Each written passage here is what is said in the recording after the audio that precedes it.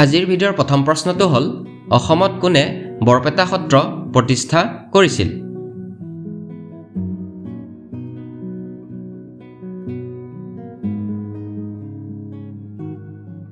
আৰু ইয়াৰ এনসাৰটো হ'ব অপচন বি মাধৱদেৱে এতিয়া নেক্সট দ্বিতীয় কোৱেশ্চনটো দিয়া আছে গ্ৰেট হিমালয়ান ৰাষ্ট্ৰীয় উদ্যান কোনখন ৰাজ্যত অৱস্থিত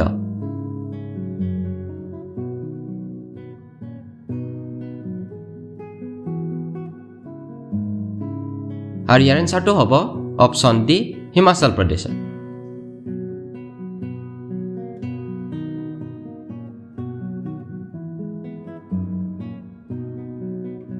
এতিয়া নেক্সট 3 নম্বৰ কোৱেশ্চনটো হ'ল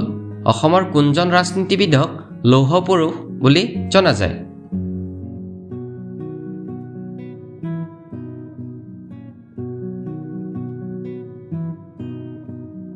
আৰু ইয়াৰ এনসাৰটো হ'ব option C Bishnuram Medhi next 4 number কোৱেশ্চনটোত দিয়া আছে ঈশ্বৰৰ মুখ্য কাৰ্যালয় ক'ত অৱস্থিত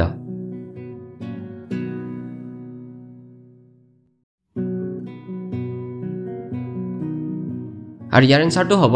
অপচন সি বেংগালুৰু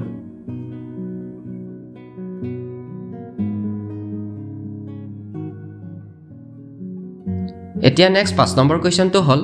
সল্ট লেক ষ্টেডিয়াম কোনখন চহৰত অৱস্থিত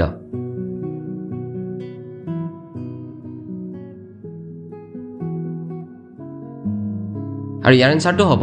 অপচন ডি কলকাতাত 6 নম্বৰ কোৱেশ্চনটোত দিয়া আছে নিম্নলিখিত কোনখন জিল্লাই ভূটানৰ সৈতে সীমাৰ ভাগ বতৰা নকৰে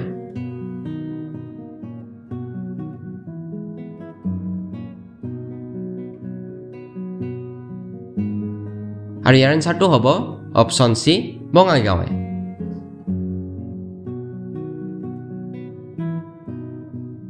এতিয়া নেক্সট 7 নম্বৰ কোৱেশ্চনটো হ'ল আসাম ট্ৰিবিউন নামৰ ইংৰাজী বাতৰি কাকতখনৰ প্ৰতিষ্ঠাপক কোন আছিল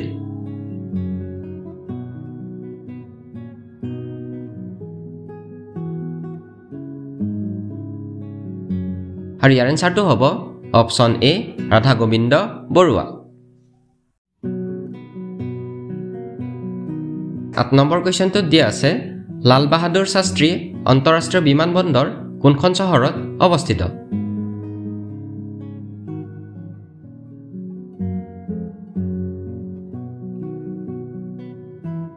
আৰু ইয়াৰ এনসাৰটো হ'ব অপচন সি বাৰাণসী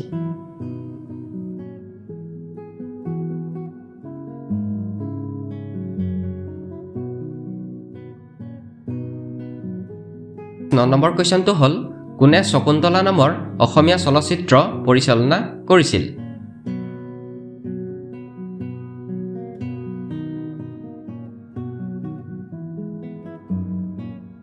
আৰু ইয়াৰ এনসাৰটো হ'ব option B doctor Bhupen Hazarika এতিয়া 10 নম্বৰ কোৱেশ্চনটোত দিয়া আছে ৱাকাৰ কাপ কোনটো ক্ৰীড়াৰ সৈতে জড়িত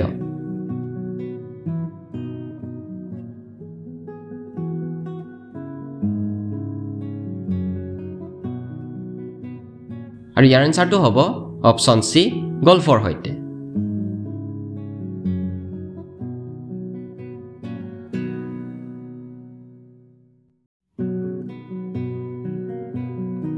এতিয়া নেক্সট 11 নম্বৰ কোৱেশ্চনটো হ'ল টিপ্পানী হৈছে ভাৰতৰ কোনখন ৰাজ্যৰ এটা লোকনৃত্য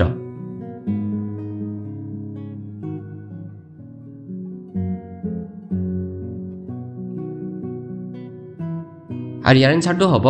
অপচন বি গুজৰাটৰ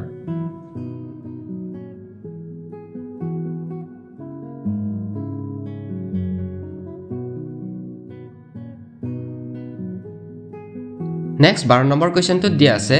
নিম্নলিখিত কোনটো সংসদক সংসদৰ মাতৃ বুলি কোৱা হয়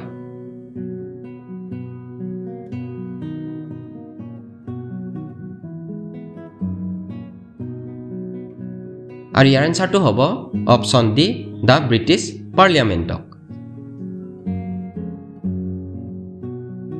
এতিয়া নেক্সট 13 নম্বৰ কোৱেশ্চনটো হ'ল ৰামায়ণখন কোনে অসমীয়াত অনুবাদ কৰিছিল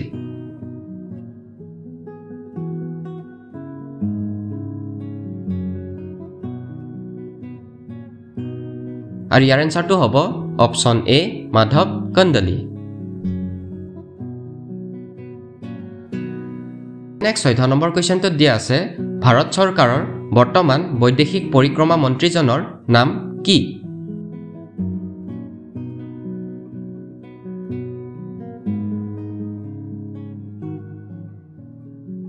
আৰু ইয়াৰ এনসাৰটো হ'ব অপচন বি সুব্ৰমণ্যম জয় শংকৰ এতিয়া নেক্সট 15 নম্বৰ কোৱেশ্চনটো হ'ল ম্যানমাৰৰ মুদ্ৰাক কি নামেৰে জনা যায়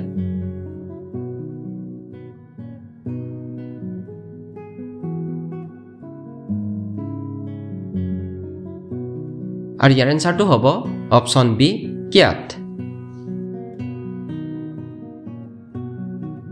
এতিয়া নেক্সট 16 নম্বৰ কোৱেশ্চনটো দিয়া আছে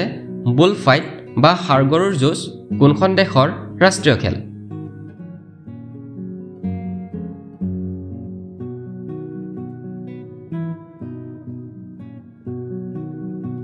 আৰু ইয়াৰ এনসাৰটো হ'ব অপচন এ স্পেইনৰ 17 নম্বৰ কোৱেশ্চনটো হ'ল সাৰ্ভে অফ ইণ্ডিয়া ভাৰতৰ কোনটো মন্ত্ৰালয়ৰ অধীনৰ হয়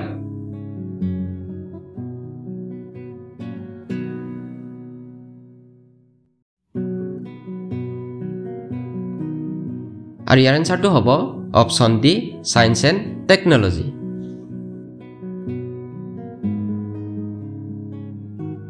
এতিয়া নেক্সট 18 নম্বৰ কোৱেশ্চনটো দিয়া আছে কোনখন চহৰক বিগ এপল বুলিও জনা যায়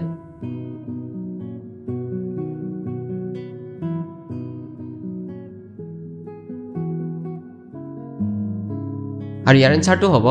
অপচন সি নিউয়ৰ্ক চহৰক 19 নম্বৰ কোৱেশ্চনটো হ'ল কোনজন অসমীয়া কবিক উপন্যাস সম্ৰাট বুলিও জনা যায়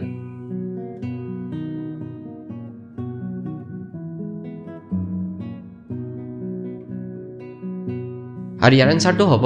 অপচন বি ৰজনীকান্ত বৰদলৈ আজিৰ ভিডিঅ'ৰ 20 নম্বৰ কোৱেশ্চনটো হ'ল পিয়ৰ বেংকিং নাথিং এলছ হৈছে নিম্নলিখিত কোনটো বেংকৰ tagline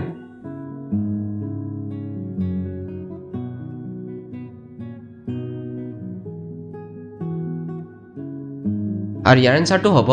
option D state bank of India আজিৰ ভিডিঅ'ৰ শেষৰটো কোৱেশ্চন হ'ল অসমৰ কোনখন ঠাই সত্ৰ নগৰী বুলিও জনা যায় আৰু ইয়াৰ উত্তৰটো আপোনালোকে কমেন্ট বক্সত কমেন্ট কৰি জনাব ধন্যবাদ